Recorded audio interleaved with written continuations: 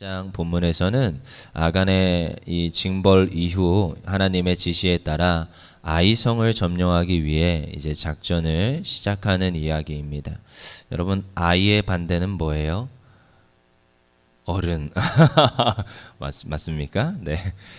정말 그 여리고성을 무너뜨릴 때는 하나님께서는 굉장히 그 기적, 어쩌면 굉장히 놀라운 방법, 돌아라, 침묵하면서 돌아라 했더니 여리고성이 와르르 무너졌습니다. 근데 어떻게 보면 여리고성 너무나도 큰 거대한 성이고 어쩌면 어른과 같은 성, 이 정복 전쟁에서 가장 큰 관문인데 그 큰 관문은 진짜 기적으로, 하나님의 기적으로 무너뜨리시는 거예요.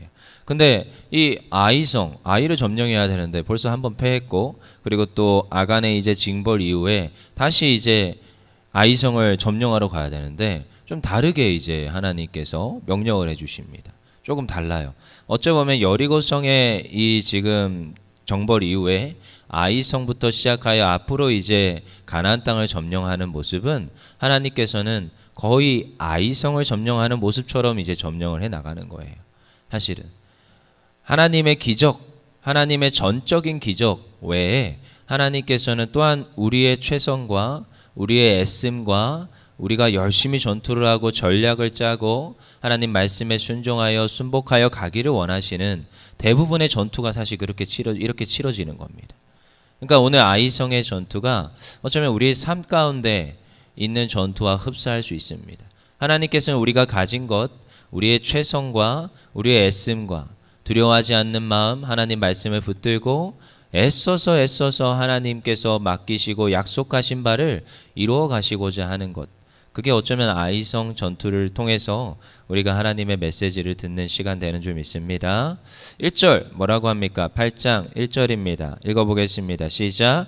여호와께서 여호수아에게 이르시되 두려워하지 말라, 놀라지 말라, 군사를 다 거느리고 일어나 아이로 올라가라. 보라, 내가 아이 왕과 그의 백성과 그의 성읍과 그의 땅을 다 내 손에 넘겨주었으니.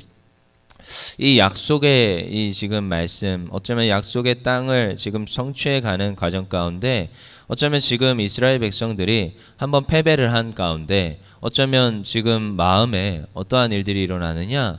두려움과 염려들이 일어납니다. 근데 그때 뭐 하라고요? 또 하나님께서 여호수아 1장에서 말씀하신 바와 똑같이 너 뭐 하지 말라? 두려워하지 말라. 지금 군사를 거느리고 아이로 올라가라는 거예요. 지금 두려워하지 말라는 거예요. 하나님께서는요, 참 굉장히 디테일하십니다. 그러니까 딱 그의 적절하게 그 공동체에 그 사람들에게 필요한 말씀으로 주세요. 지금 너희들 뭐 하지 마라? 두려워하지 말라. 하나님께서 함께 하시니 너희들 두려워하지 말라는 거예요.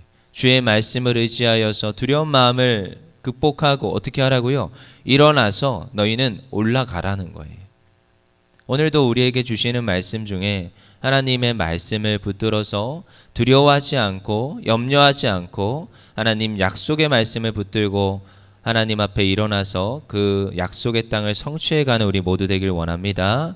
그리고 또 뭐 하라고요? 내가 이 왕과 그의 백성과 그의 성읍과 그의 땅을 다 내 손에 넘겨줬다는 거예요. 두려워하지 않는 이유는요, 우리에게 주셨기 때문이라는 거예요. 하나님께서는 말씀을 하시고 그걸 성취하게 하십니다. 이걸 우리가 믿는 거예요. 그래서 참 너무나도 중요한 것들 중에 하나가 하나님께서 선포를 하실 때 우리가 항상 아멘함으로 받기를 원합니다. 항상 우리에게 먼저 말씀으로 주세요. 그리고 그 말씀을 통하여서 이루어 가시는 분은 누구예요? 하나님이신 줄 믿습니다. 물론 아이성을 점령하는 방법은 독특합니다. 너희들 군사를 거느리고 올라가래요. 군사를 거느리고 다 데려가라는 거예요. 너희들 군사를 다 거느리고. 지금 몇 명만 데려가라 이게 아닙니다.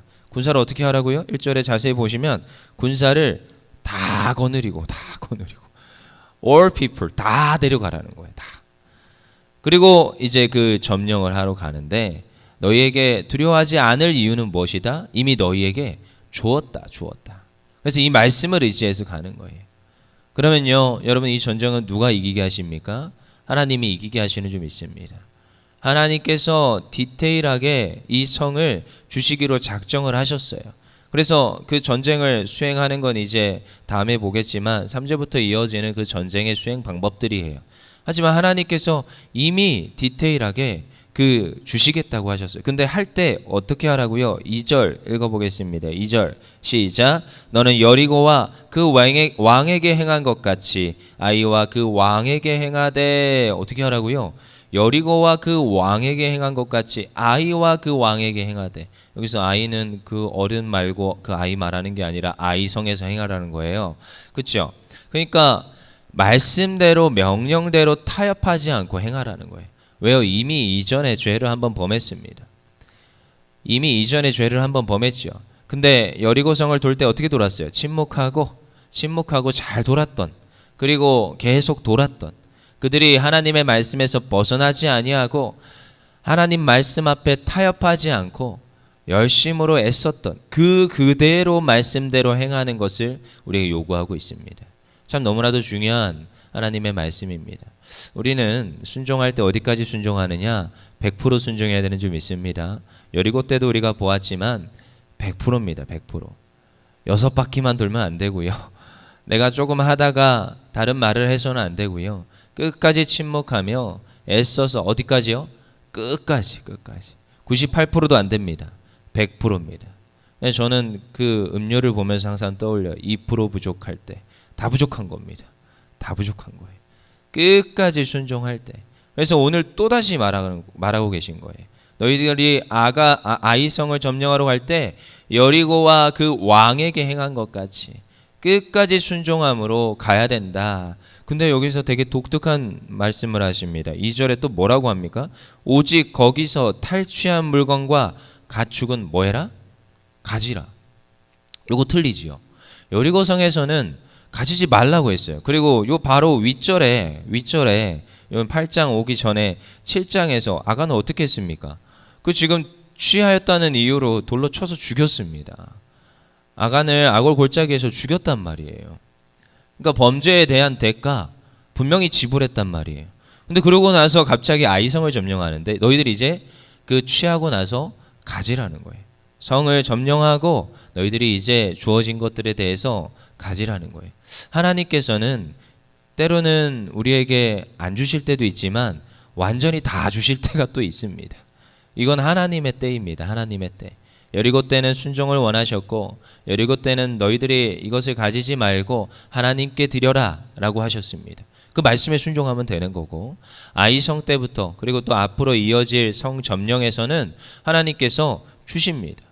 부어주시는데 어느 정도로요? 다 가지라는 거예요. 다 가지라는 거예요. 다 취하라는 거예요. 참 이 아간이 조금만 기다렸다면 어땠을까? 저는 이런 생각을 합니다. 왜요? 아간의 그 취하였다는 이유로 죽고 나서 바로 아이성부터는 가지라고 하거든요. 조금만 더 기다렸다면 어땠을까?